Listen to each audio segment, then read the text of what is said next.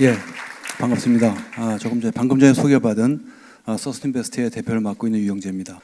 최근에 사실 현 정부 또 정권이 바뀌고 나서 사회 책임 투자, 또 ESG, 또 책임 투자, 기업의 사회적 책임, 또 어제는 보니까 국회에서 국회와 함께하는 사회적 금융 포럼이라는 게 발족이 돼서 제 개인적으로 굉장히 보람을 느끼고 기쁘게 생각합니다. 다만 이런 것들이 그냥 논의와 담론으로 끝나지 않고 우리나라 기업이 실질적으로 사회 책임적으로 변화해 나가는데 뭔가 큰 변화가 올 수 있기를 바람하지 않습니다.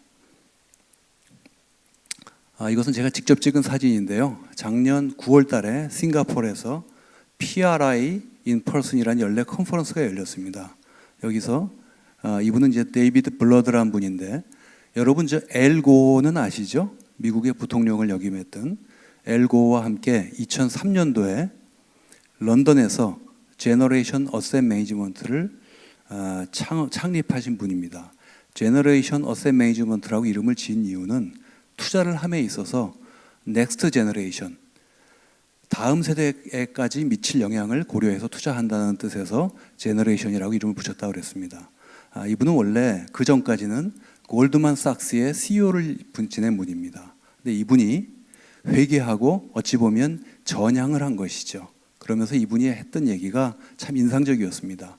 우리 자산 운영업계에 있는 사람들, 또 우리 금융가들이 1%의 돈 있는 사람들을 위해서 헌신하는 것이 아니라 나머지 99%를 행복하게 하는데 우리 금융기관이나 자산운용기관이 헌신해야 된다라는 얘기가 저한테 굉장히 인상적으로 다가왔습니다.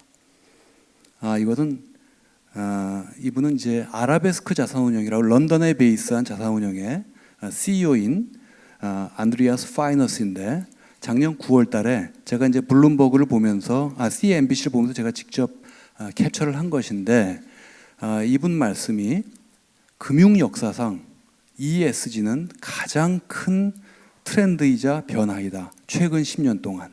이런 얘기가 저한테 상당히 인상적으로 다가왔습니다. 이것은 이제 폭스바겐인데, 폭스바겐 2015년 폭스바겐 배기가스 배출 조작 사건 아시죠? 이것은 어찌 보면 ESG의 종합 선물 세트라고 저는 생각합니다. 이 사건이 터진 이후로 폭스바겐의 주가는 30% 이상이 폭락이 됐죠. 시가총액으로 따지면 약 300억 불 정도가 됩니다. 이걸 통해서 1년 후에 이 사건이 터지고 나서 1년 후에 보면 폭스바겐의 매출액이 25% 정도 감소를 했습니다. 그리고 지금 현재 1년이 지난 후에도 MSCI 오토모바일 인덱스보다 마이너스 27%포인트, 27%포인트나 하회하고 있는 것이죠. 이것은 투자자들이 이러한 그 ESG 리스크가 시현된 그런 기업인 경우에는 밸류에이션을 갖다가 낮추고 또 주가를 갖다가 더 낮게 평가를 한다는 것이죠. 이것은 이제 이로 인해서 폭스바겐이 과징금이라든가 리콜 법적 소송 비용이라든가 매출액 감소 등을 보면 약 345억 불, 우리 돈으로 약 41조 원 정도의 피해를 입었다라고 이렇게 알려지고 있습니다.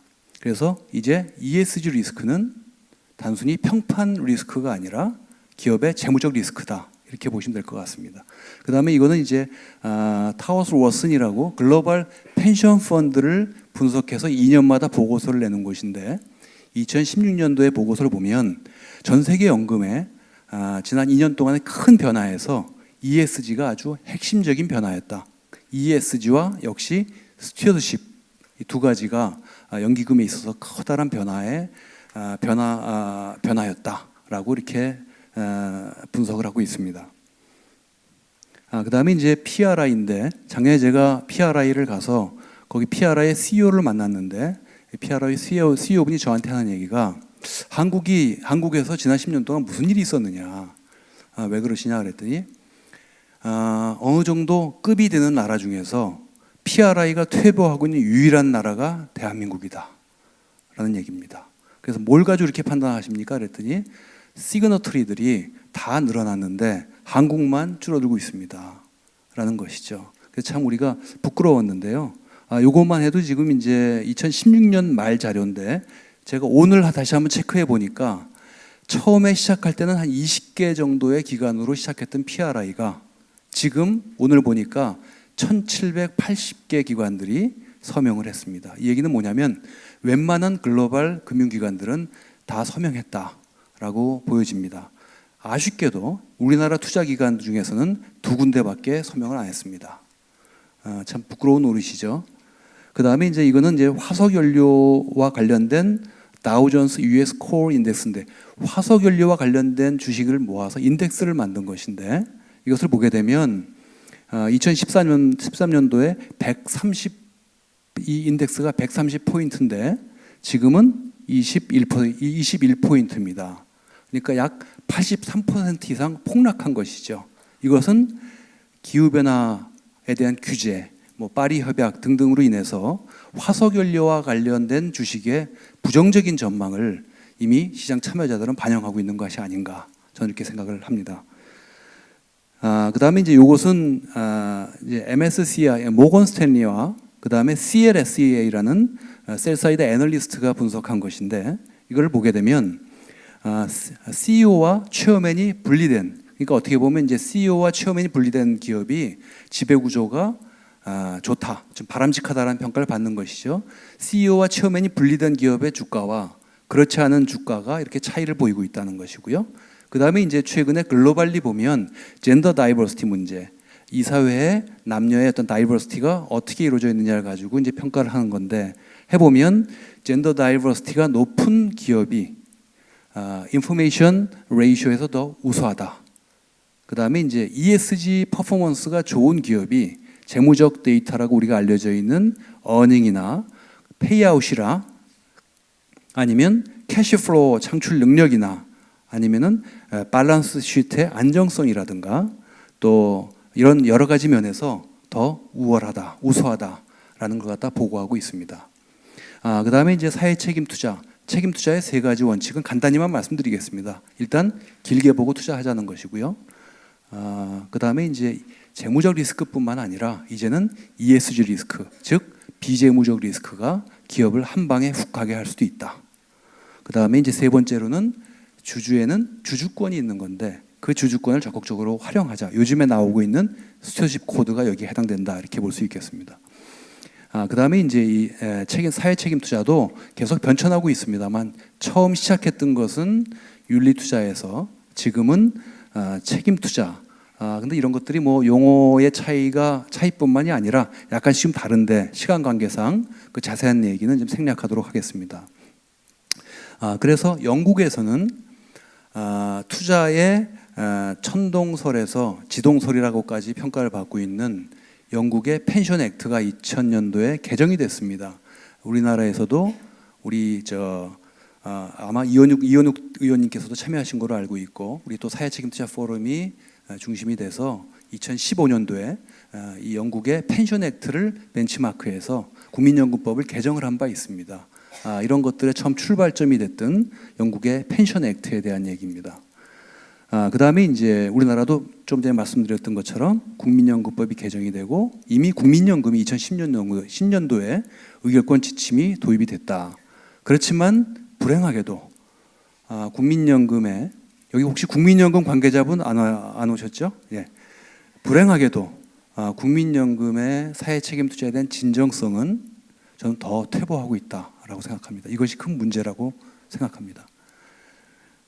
그 다음에 이제 이게 ESG 사실 여기 뭐 학교에 계신 분들도 계시겠습니다만 ESG 성과가 좋은 기업이 과연 재무 성과가 좋느냐라는 논쟁은 지난 30-40년 동안 유럽을 중심으로 해서 굉장히 많은 갑론을박이 벌어져 왔습니다.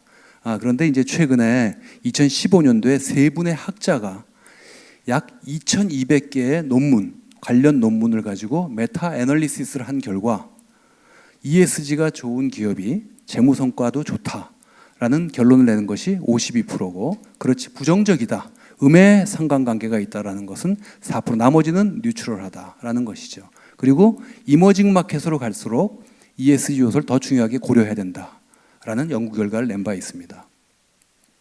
이건 저희 서스틴베스트가 저희 회사는 2006 2006년도부터 우리나라 상장 기업의 ESG를 평가해 오고 있습니다. 여기 우리 LG전자에서도 와 계십니다만 LG전자는 우리나라에서 뭐 가장 ESG 성과가 우수한 기업 중에 하나다 이렇게 평가를 받고 있습니다만 거기서 좋은 성과를 받은 기업들을 모아서 저희가 주가를 쭉 이렇게 인덱스를 내보면 코스피 200을 아웃퍼폼하고 있다 이런 걸 보여주고 있습니다.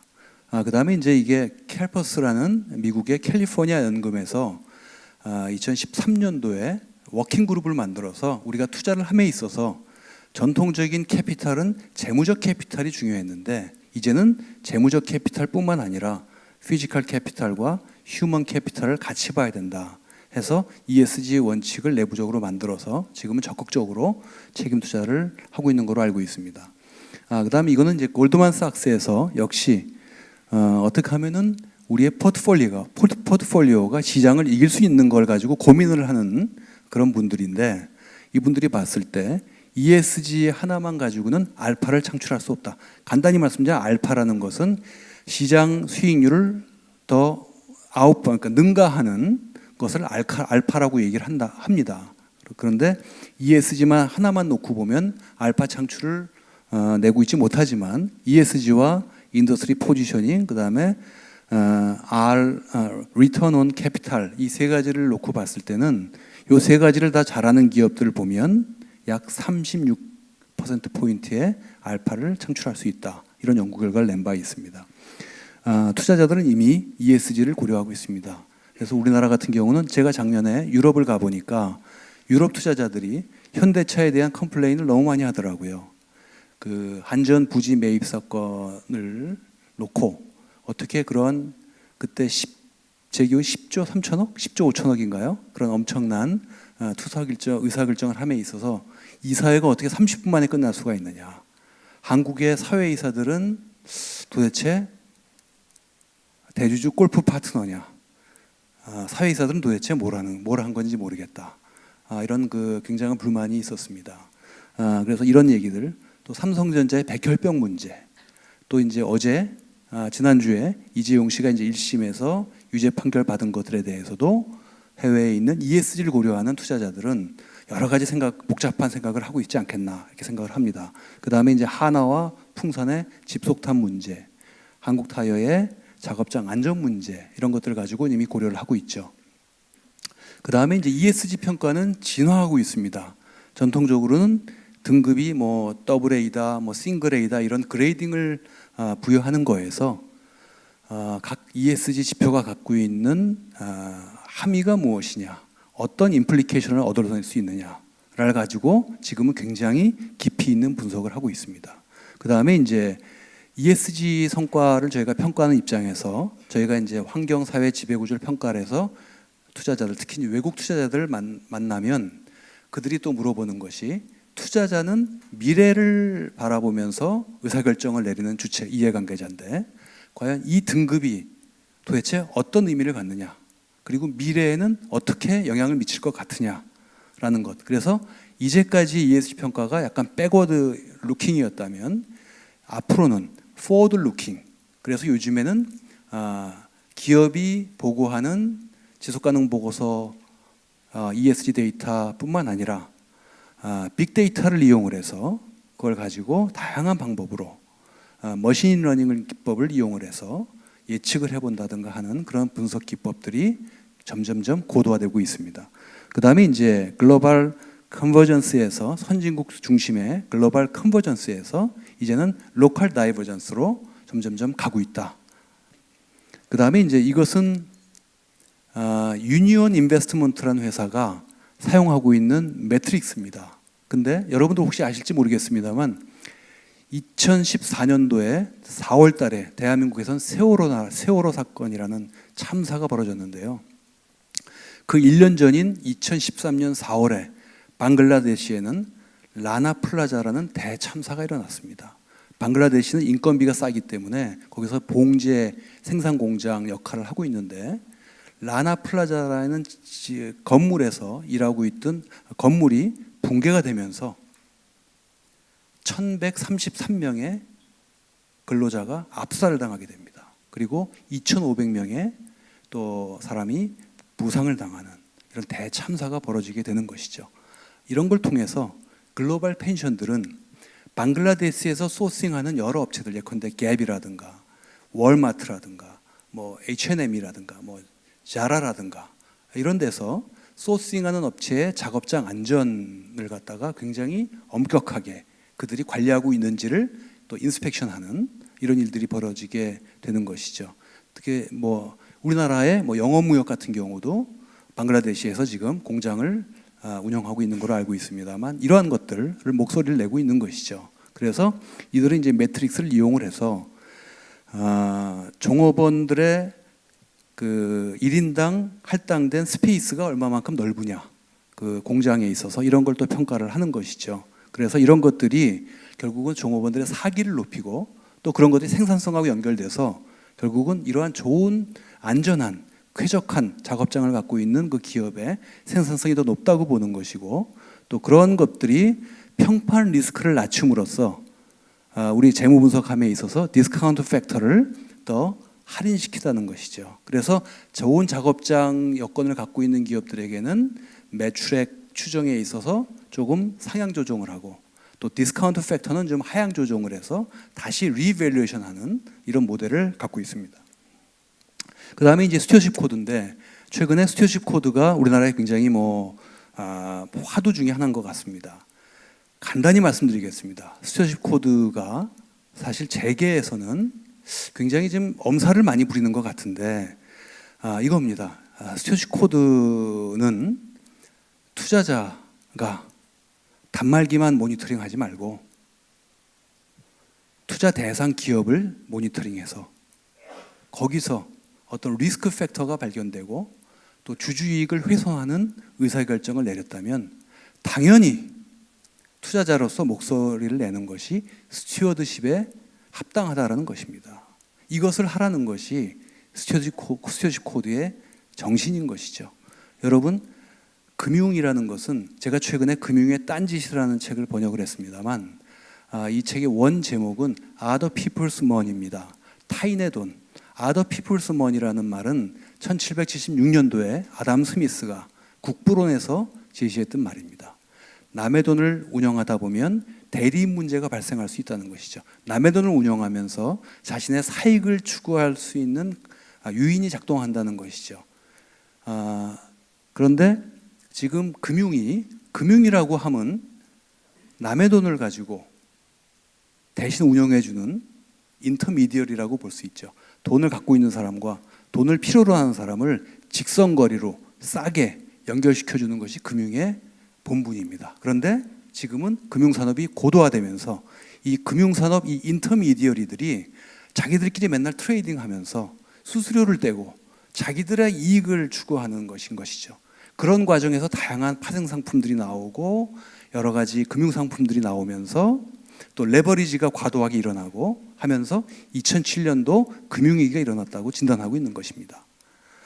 그래서 그런 사건들이 터지면서 스튜어드십으로 다시 돌아가야 된다라는 것이죠. 스튜어드십이라고 하는 것은 돈의 주인이 원하는 바, 또 돈의 주인이 원하는 목적, 돈의 주인의 이익에 합당하게 그걸 관리해 주는 것을 일컬어서 스튜어드십이라고 얘기를 하는 것이죠. 그것을 하라는 것이 스튜어드십인 것이고 이미 이것 하나의 글로벌 스탠다드화 되고 있고요. 전 세계적으로 굉장히 확산되고 있습니다. 그런데 한국에서는 이 얘기만 나오면 투자자가 딴지 걸면 경영을 못한다. 이거 가지고 경영권을 갖다가 빼앗으려고 하는 것이 아니냐라는 자꾸 프레임으로 자꾸 몰고 가는데 전혀 그런 내용이 아니다. 자세한 거는 한번 이걸 자료를 읽어보시면 될 것 같고요. 우리나라도 작년 12월 5일 날 7가지의 스튜어드십 코드의 원칙이 발표된 바 있습니다. 그래서 마지막으로 우리나라 사회책임 투자가 이제 사회책임 투자 포럼이 저희가 만들어진 지가 이제 10년이 됐습니다만 앞으로는 그 3가지 한국에 우리가 외국에 있는 SRI 뭐 이런 전략이나 평가 기법 그냥 가져올 것이 아니라 외국에 있는 스탠다드 우리가 그냥 카피 앤 페이스트 해올 것이 아니라 우리 한국에 맞는 한국적인 CSR이 과연 무엇이냐 또 한국적인 맞는 컨텍스트에 맞는 사회책임 투자 기법이 무언가를 우리가 팔로워가 아니라 이제는 리더가 돼서 우리가 좀 더 연구해야 되겠다. 그리고 이런 것을 가지고 글로벌 무대에 가서 알리고 홍보하는 노력도 해야 되겠다. 그 다음에 마지막으로 사회책임 투자가 발전하려면 이 생태계 또한 발전해야 되는데 우리나라는 국민연금이 처음에 2006년도에 1,500억의 사회책임 투자 펀드를 론칭한 이후로 지금은 6조가 넘습니다. 그래서 펀드 사이즈는 어마어마하게 늘어났는데 하부 구조가 전혀 발달을 안 된 것이죠. 하부 구조라고 하면 어셋 오너와 어셋 매니저와 우리와 같은 리서치 기관, 서비스 프로바이더들이 같이 발달할 때 이것이 모래 위에 성을 쌓는 것이 아닌 게 되는 것이죠. 그런데 우리나라 사회책임 투자는 양만 늘어났지 이 인프라와 이 하부 구조는 오히려 더 퇴보하고 있는 UNPRI 시그너터리가 줄고 있는 것이 그것의 반증이라고 저는 생각합니다. 이런 것들이 같이 가야 되겠다. 이런 생각을 해봅니다. 이것으로 제 발제를 마치도록 하겠습니다. 경청해 주셔서 감사합니다.